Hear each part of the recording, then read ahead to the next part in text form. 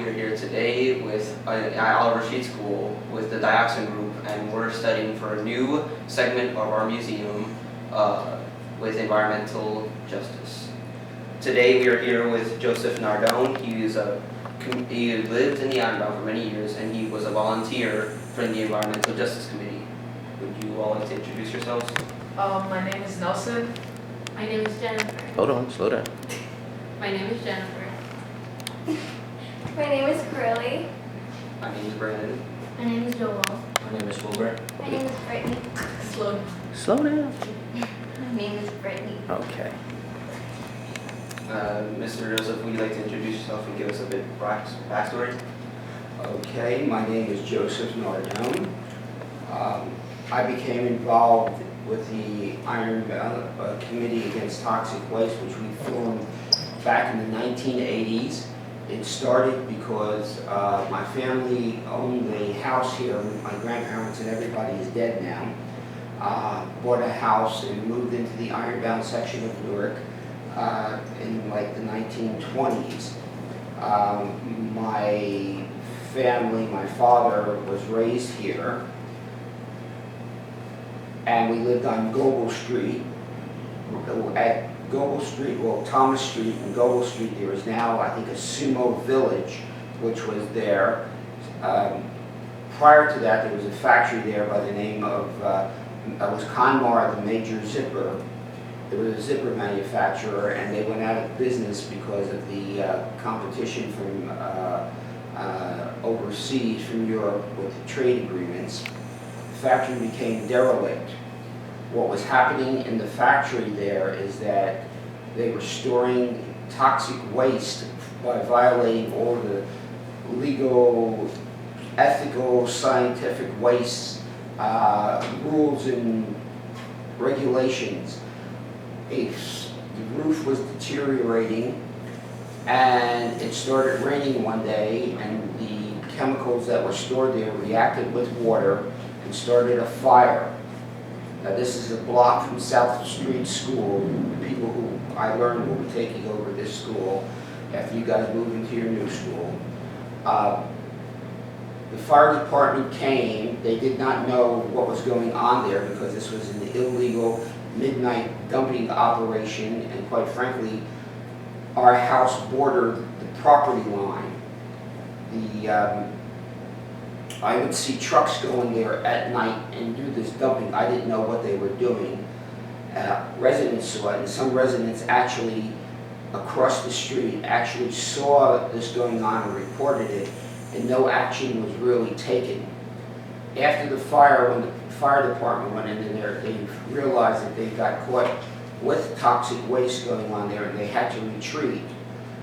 They cordoned off the area because to go in there was very dangerous. It lasted about a month, and then they left, leaving the facility really unprotected. The state went in to protect the facility, and they really didn't do very much of protection about it, in that there was no police, there was no firemen, they had private security, which did not necessarily do the best job. Children from younger children, like when you guys were in the younger grades, were going into the factory there, which was not really safe. If the factory had exploded, I learned, it would have made a toxic cloud that could have contaminated the area for 6 months. One of the things that was discovered in the factory was an insecticide called capone, which was very deadly. In Germany, they took this capone and they threw it in a mine that was like 10 well, excuse me, let me say this, was a mile deep, and they covered it with concrete. They took the capone out of the factory, and it went on a tour where nobody wanted to accept this because of its deadliness. And what they finally found is that the person abandoned the semi-trailer someplace and was returned to the factory. We had a big fight and demonstration with the citizens, with the Girl Scouts and Boy Scout, no, not just the Girl Scouts, to clean this factory up because it was a sewer, a toxic sewer in our neighborhood. This was on Thomas Street, by the way. We finally got this cleaned up. This was done under the administration of, Governor Tommy Kane, or as we call him, Toxic Tommy Kane, because he never did anything about the pollution. Finally, it was cleaned up and the building was just left there for many years until somebody came and finally removed the building and built the new Sumo Village. If you look from an aerial map, you'll see around the boundary line, all houses that were there.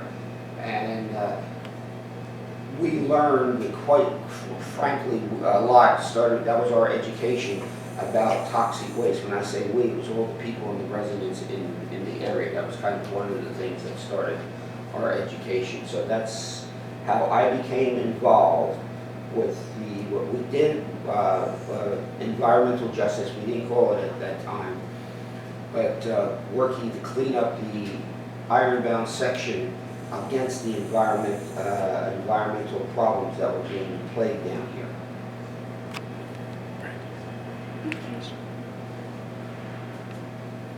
Question. Well, I think now we should start the question segment of our interview.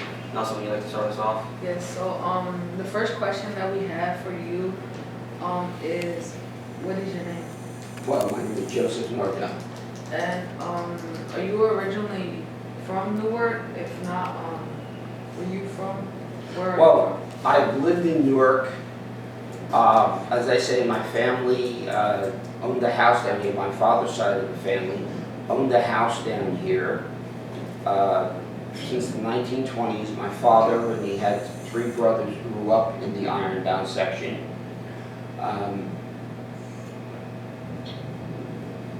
My father married my mother, who came from North Newark. When I was a child, we did live up in North Newark for a while. Then my mother died when I was quite young, when I was 8 years old. And my family, though, my grandparents, lived in the house on Global Street. And so I've been down here with my family for many years. Jennifer? How long have you lived in the ironbound?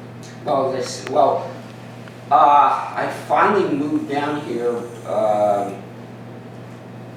many years ago, specifically in the 70s, after I left the Army.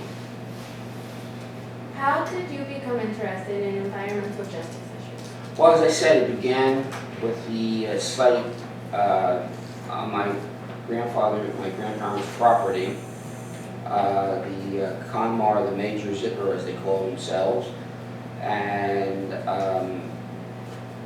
from there it just blossomed. Then we began to fight the garbage incinerator that they wanted to put down here. What they wanted to do was this was under the administration, and let me say, I'm not going to be very polite on the political issue. I talk about these people like this all the time. One of the things I'll say about myself, and I tell people, as a veteran, you take an oath to defend the Constitution and free speech, and I exercise that very much. I enlisted to serve in the Army. I wasn't drafted, and I'm very proud of that. To me, that's a very big distinction. So we were under the governorship of Christy Whitman, or Christy the Witless, as we called her, who did nothing to clean up the environment in New Jersey. She came up with a plan to control the garbage that was being done by wanting to put garbage incinerators in every county of the state. Garbage incinerators emit pollution. They create ash, toxic ash. They will reduce the garbage 90%, but then you have the toxic ash. We had the incinerators that finally got built were all in poor areas. That is, the incinerator in Newark, there's an incinerator in Camden, there's an incinerator in Rahway, and there's an incinerator in Warren County, which is a rural area. No garbage incinerator was ever built in a rich area such as where Bedminster and Franklin Lakes, New Jersey, you may never have heard of these places yet, where rich people live.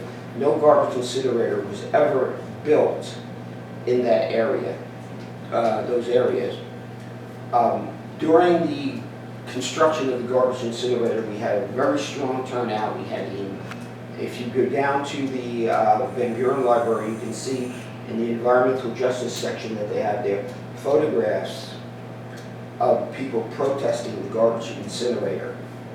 That was the Ironbound Voices, which was being published at the time by the Ironbound Community Corporation. We had formed, as a result of that, our own organization called the Ironbound Committee Against Toxic Waste.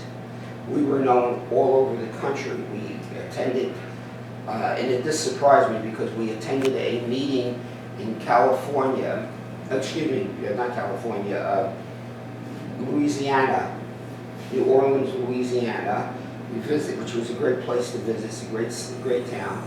And people from California had heard of the fight that we were carrying on in the Ironbound.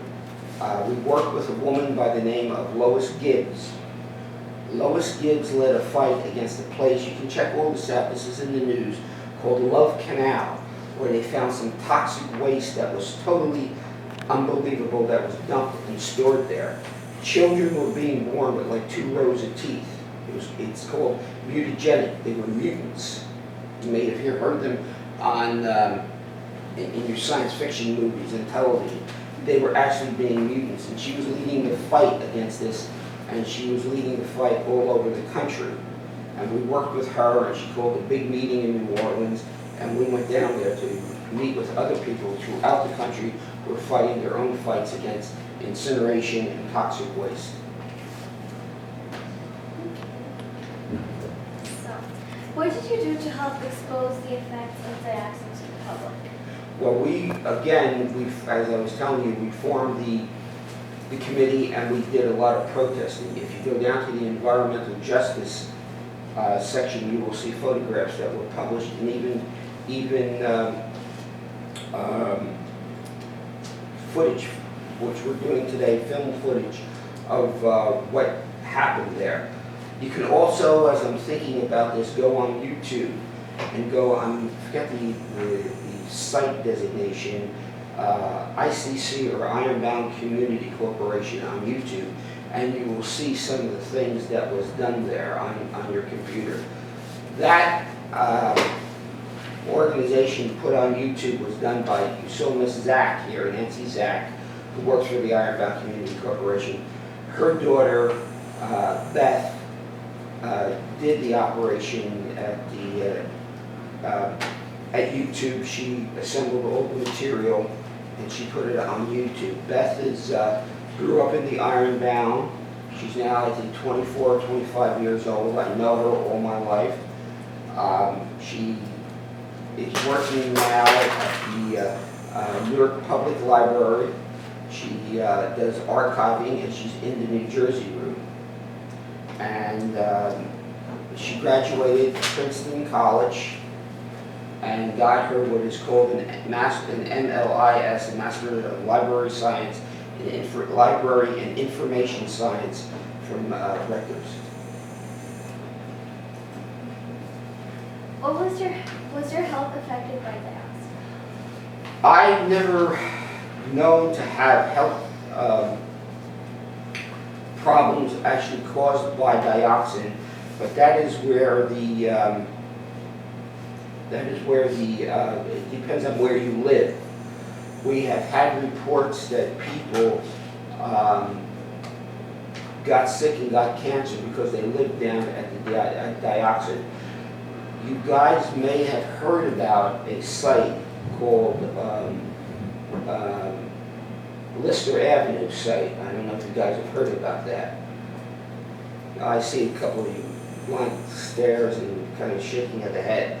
Okay, if you go down to Lister Avenue on the Passaic River, 80 to 120 Lister Avenue, and the thought occurred to me, maybe if you guys want to do this with your museum, you might be able to talk with Cynthia or Nancy. They might be able to take you on what they call the toxic tour to that site. It's all enclosed now, but at that site, they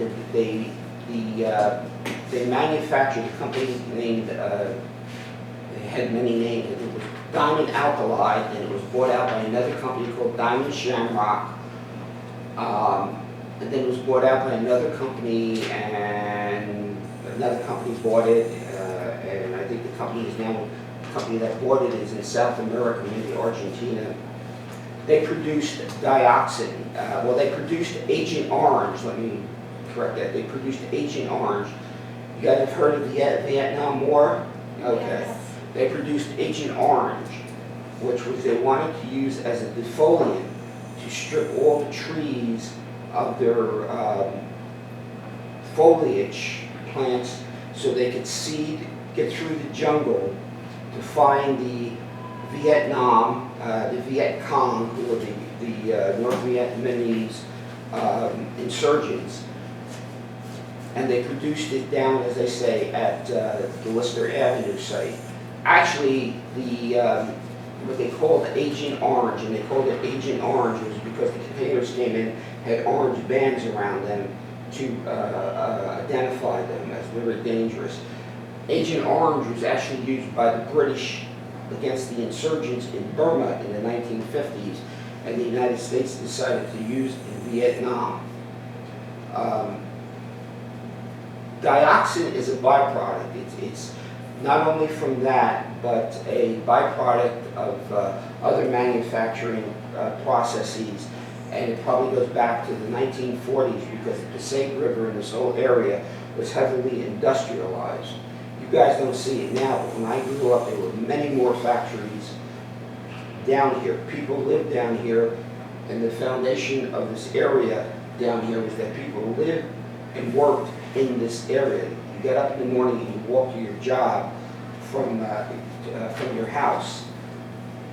This is an area where we get a lot of truck traffic, and you guys know this because they were all tied into the highways, and all the highways come here.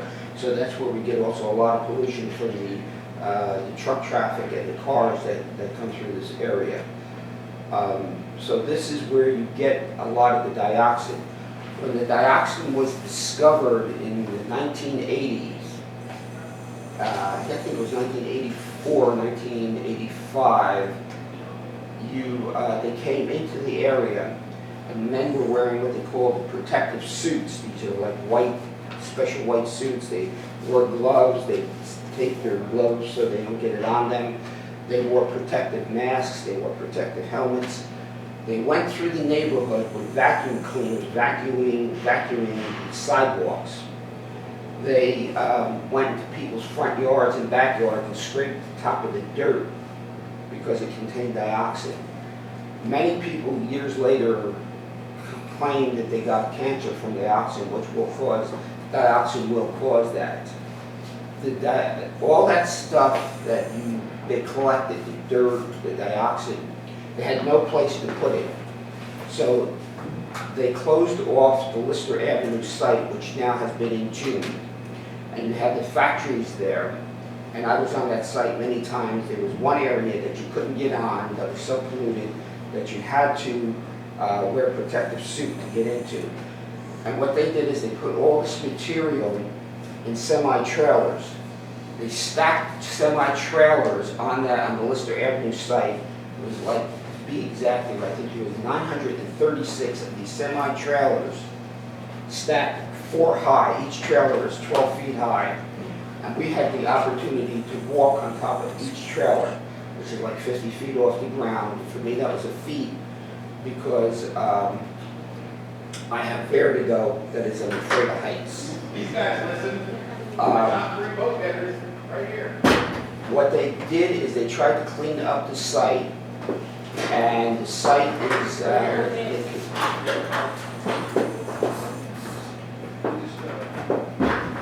they tried tried to clean up the site, and they could not find a place to store this stuff. So they put they shredded the material, and they entombed it on the site. If you go on the site, you'll see an entombment process. I hope I'm not boring you guys, but you guys want to know this, and I think it's important. If you're going to have a museum, to get all this information out. This is what has happened in this area. It's very interesting to find out background and further background about what happened. Well, with all this, do you have any sort of personal attachment to this problem? Or like, why do you care about this? Well, I live in the area. I have always lived in the area. I live by Riverbank Park. I care about it because, as I say, the Ironbound to me is a nice area. I like living here because one of the things is that I can go into Penn Station and get the training to go into New York City, where I do a lot of cultural, educational, and social things, which people down here seem to not take advantage of. And the thing is just the idea of the environmental injustice of this, because this doesn't happen in rich areas. They only want to put this material in the poorer areas, the working class areas. They pick on the Ironbound because the Ironbound, besides being industrial and good transportation, it has always been an area in Newark where immigrants have come and initially settled. This area before you guys came here there were Germans, there were Irish, there were Italians like me who lived in this area. A lot of the people, you're talking with me, but a lot of the people that did this fight are all dead because they're older now and they've passed along. So I think it's important that you guys know the history of what the fight that went on before, that this is not something current. This is something that people fought about, a whole history of it. And as I say, I live down here, and I think that the people who come down here should have a good environment. We don't need pollution. It's our only planet that we have, as you know about climate change and pollution. It's the only planet we have, and where do we go if we pollute it? That's a very good answer. Why do you think, after all the stuff that's been going on and all the protests, why do you think the government waited so long to actually do anything about it? Again, that you see, that's a political question, and the political question, the answer to that is that the people in control of the government don't want to do about it because they want to take advantage of the lower income area people and protect themselves. As I said, no garbage incinerators were built in the Franklin Lakes and Bedminster area where rich people live. Our Governor Christie Whitman comes from a very rich family that has deep roots in even colonial times of America. When I was working on my job, I worked for the New Jersey Commission for the Blind. A co-worker of mine lived up in the Bedminster area, and he did not know Christie, but he knew the family. He was telling me that at that time, she just got $1 million a year inheritance income. Just for being Christie Whitman from her inheritance. Her husband was a very big executive in Prudential Insurance Company, which is one of the largest insurance companies in the world, which we have in Newark. What was your question again? Why the government wait so long to do anything? So you're having somebody like Christie Whitman who really doesn't care about the other people around the area, but protects her own turf. This is what happens. In fact, to give you a little update, back in the 80s when George Bush was president, Christie got a job as at the US EPA. You guys may not have heard this. But then the World Trade Center went down. You guys maybe have seen things like this. From where I live, you go down to the Pacific River, For 3 days, they saw smoke rising from the destruction of the World Trade Center, all that smoke that was going up. As the EPA representative, Christy Whitman, and they have this recorded, this was played back to her, said that the air was safe to breathe. It was not safe to breathe. People suffer serious damage from all the toxic chemicals that got mixed up in the collapse of the World Trade Center, and they're dying today and they're being compensated. For a number of years, we've tried to clean up the Passaic River, which heavily polluted with dioxin. Again, get back to dioxin. I have been a member of what is called the EPA Citizen Advisory Group, or CAG. We started this in 2008, 2009. We have been working to clean up the Passaic River. Recently, they just cleaned up, 80,000 cubic yards of dredging out of the Passaic River. One of the things I have, and I would offer them to you, if you want to put them on your museum, I take photographs. I would be happy to donate my photos to your museum of the dredging operations and the cleanup and the toxic waste site at Lister Avenue, if you would like that incorporated. Contact me, I'll give you my phone number. It's all, on digital camera. You can incorporate these into your museum. You can see what went on down there. Thank you. How did you spread awareness? I'm sorry? How do you spread awareness?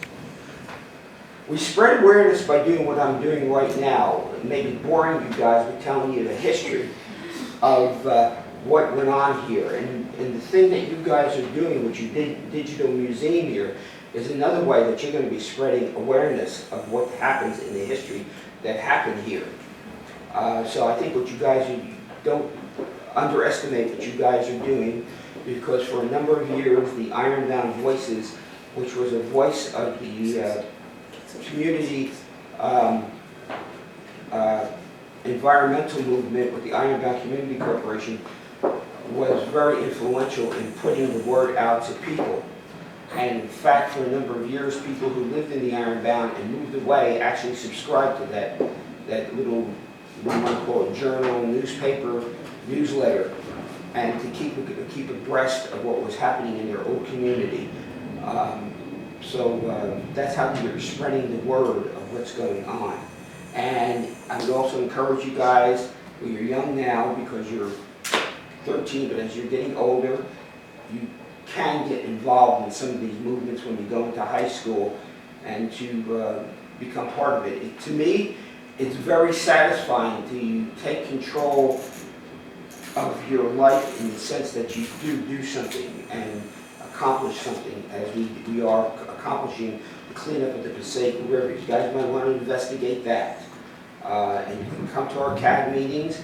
They're at 6 o'clock at St. James Church. We're not holding meetings completely now. We were holding them once every month. But, the St. James, not church, but community center. And you guys can come down there and maybe sit in, bring a camera, take pictures, and hear what goes on over there. But that's how you spread the word. How do you engage in community? Say this again? How do you engage the community? How am I in? How you engage the community? You engage them by trying to show them the effect that this has on them and their children. I'm sure your parents don't want to have you guys grow up and become sick and lead miserable lives because of the illnesses brought in by the pollution. I said it won't affect us, it will affect the next generation. That's right. It can affect everybody. So that's how you engage the community. When you see that you're being trod upon by people who want to exploit you. The next question would be, how long does it take to see the side effects of dioxin in the body? That can take a long time. It depends on, A lot of this, and I'm sure you guys have heard of genetics, a lot of it has to do with your genetics and what kind of health you're in. But usually, one of the reasons why they can get away with the dioxin pollution is because it can take a long time for the effects to develop in your body, and that you develop cancer, you develop other illnesses, so it's not an immediate thing. It's not like if somebody gave you a poison, you take it and then an hour later you're dead. But this is an effective thing. Another question would be, was there ever a cure for the side effects? No, there's no cure for dioxin. They can treat you. One of the problems that happened many years after the Vietnam War is that soldiers in Vietnam were sprayed with the Agent Orange. They developed serious illnesses, mental and physical illnesses as a result of the dioxin in the Agent Orange. And by the way, this was all unnecessary because when Agent Orange was being produced, the engineers told the company, Diamond Shamrock, we can build a facility for $200,000 that will capture and prevent the dioxin. But the company did not want to spend that money to build this facility, so they dumped it in the river. What happened in the Passaic River was that at low tide, see, the Passaic River, you hear a river, you think it flows. The Passaic River is not a river like that. It's part of an estuary system, and it has two high tides and low tides a day. As the high tide comes up, the water runs up the river, and when the high tide goes down, we get low tide, it runs down. Workers at the plant used to go out, and they were given pickaxes, crowbars, whatever, and stand on islands of hardened dioxin in the river and break that up to hide the pollution that was going on. The company used to have them do that. We had a lawyer here who fought with us for many years, Mike Gordon. He's an environmental lawyer, has his own law firm now, and he still comes down to the Ironbound, and he's brought many cases for the workers who got sick and died, who went out there to break up those hardened parts of the dioxin that was in the river. How long did it take for the dioxin to be removed, or was it ever removed? Well, the dioxin is, when you say the dioxin be removed, I'm focusing on the river now. The dioxin in the river has been removed, or at least part of it, with this initial cleanup. They're supposed to go to the other side of the river, company Tierra, which is handling this, to the other side of the river and clean up another, I think, 120,000 cubic yards in the river. They haven't got going on that yet. As I say, I have the photographs to show you the current cleanup, which you can see that they did on in the last few years.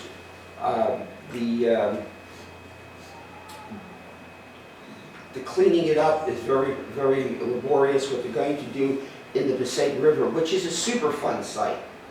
This occurred back in 1985, and for 15 years nothing was done about it because I spoke with our Senator Menendez, who told me that the Republicans in Congress did not want to fund the cleanup of Superfund sites. So for 15 years there was no cleanup of the Passaic River, and then back in, as I say, 2008, 2009, we formed the CAG. They are still working on it, and what they're going to do is take, 2-3 feet off the river and cover it up, and that will get rid of some of the dioxin. The last question is there still an Ironbound committee to help to fight against dioxin or any other dangers? Well, the organization that is leading the fight of environmental justice is the Ironbound Community Corporation. Is the Ironbound Community Corporation. They're leading the fight for environmental justice in the area. You had Mrs. Zach down here, Nancy Zach, and you had Cynthia Malone, they can do that. They also work, Ironbound Community Corporation has also been working on monitoring the air. I participated in a program where we took air samples. We were trained by the state DEP to take scientific air samples, and they have been doing that in our area to talk about the quality of the air that we breathe. So this is the organization currently that is really a leader in the cleanup of the environment and environmental justice in the Ironbound. Well, that's all the time we have for now. Thank you, Mr. Nardone, for coming here to talk to us and share this knowledge of your personal experience in this danger and in the fights. That is all the information we have for now. Thank you and goodbye.